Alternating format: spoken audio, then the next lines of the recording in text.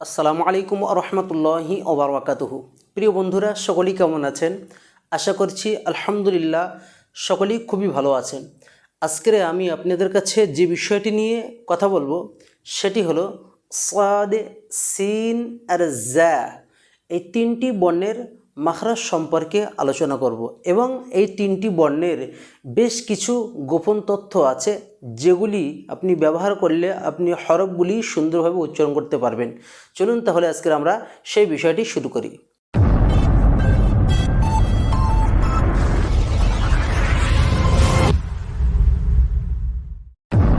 প্রিয় বন্ধুরা, আজকে আমি যে বিষয়টি আপনাদের কাছে বলবো সেটি হলো সাদ, সিন এবং জা এই তিনটে হরফের মাখরাজ। এই তিনটি হরফের মাখরাজ বলতে গেলে এই তিনটে হরফের মাখরাজ একই। সাদ, সিন এবং জায়ের মাখরাজ হলো জিহ্বার আগা বা জিহ্বার মাথা এবং সামনের নিচের ভিতরের নিম্ন অংশের সঙ্গে মিলিত হয়ে এই তিনটি বর্ণ উচ্চারিত হয়। প্রিয় বন্ধুরা, এই তিনটি বর্ণ উচ্চারণ করবার সময় একদম সহজভাবে আপনি মনে রাখুন যে জিহ্বার আগা এবং সামনের নিচের দাঁতের ভিতরের অংশ।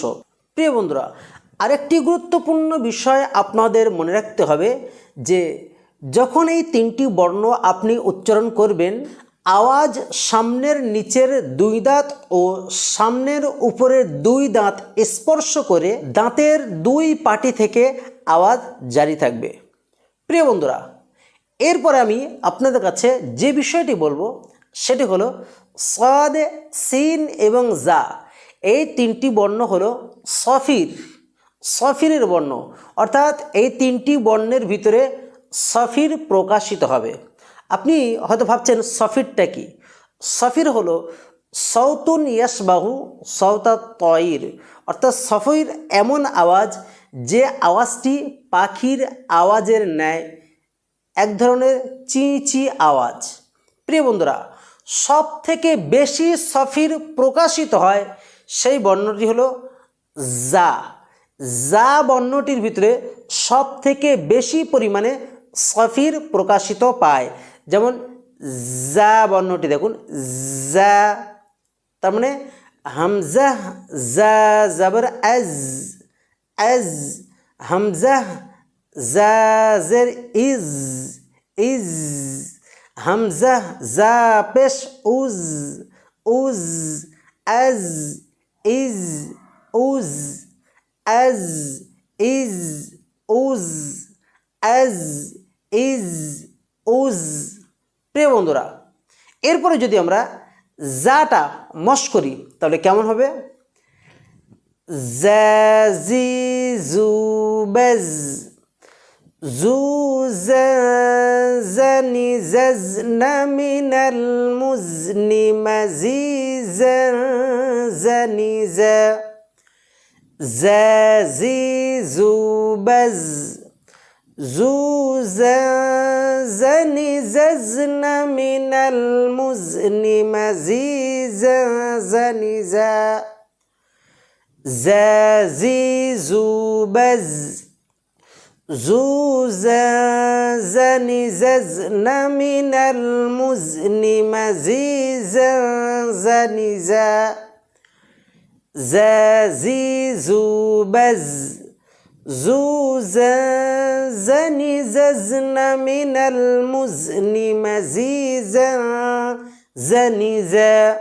প্রিয় বন্ধুরা, তারপরে দেখুন জায়ে যে পরিমাণ সফির প্রকাশিত হয় তার থেকে অল্প পরিমাণ সফির প্রকাশিত হবে সিন বর্ণটায়। সিন, যেমন হামজা সিন জবর এস, হামজা সিন জবর এস, হামজা সিন জের ইস, হামজা সিন পেশ উস, এস, ইস, উস, এস, ইস, উস, এস, ইস, উস। তো সিনটাও যদি আমরা ছন্দের আকারে, কবিতার আকারে সিন বর্ণটি যদি আমরা মশ করি তাহলে কেমন হবে?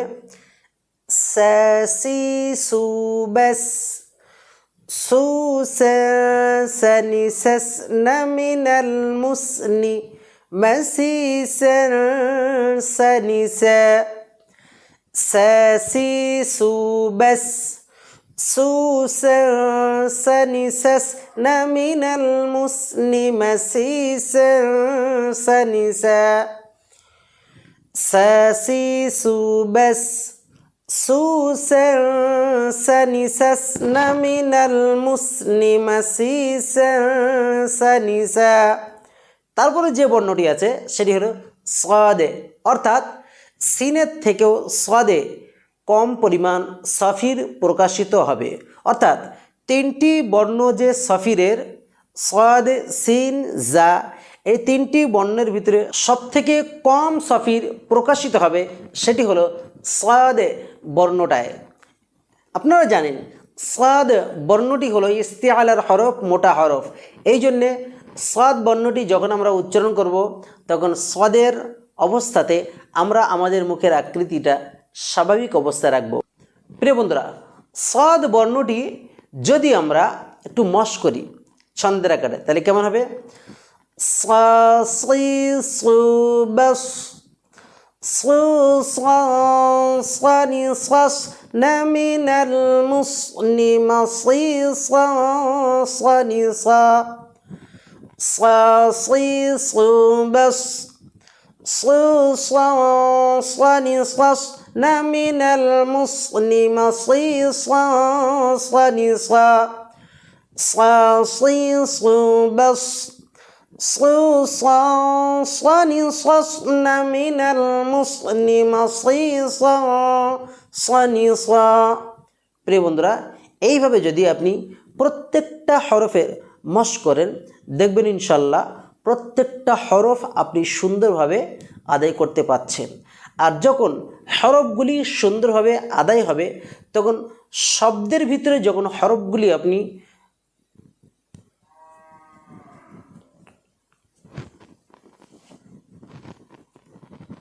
যখন শব্দের ভিতরে হরফগুলি আপনি প্রয়োগ করবেন তখন শব্দগুলির উচ্চারণও খুব সুন্দর হবে। আর শব্দগুলির উচ্চারণ সুন্দর হওয়া মানেই আপনি শব্দগুলিকে সেন্টেন্স বা বাক্যের ভিতরে সুন্দরভাবে প্রয়োগ করতে পারবেন। আর যখন বাক্যের ভিতরে সুন্দরভাবে শব্দগুলি আপনি প্রয়োগ করতে পারছেন তখন বাক্য পড়তে পারা মানে কোরআনের প্রতিটা সূরা, প্রতিটা আয়াত আপনি সুন্দরভাবে ইজিভাবে পড়তে সক্ষম হবেন ইনশাল্লাহ।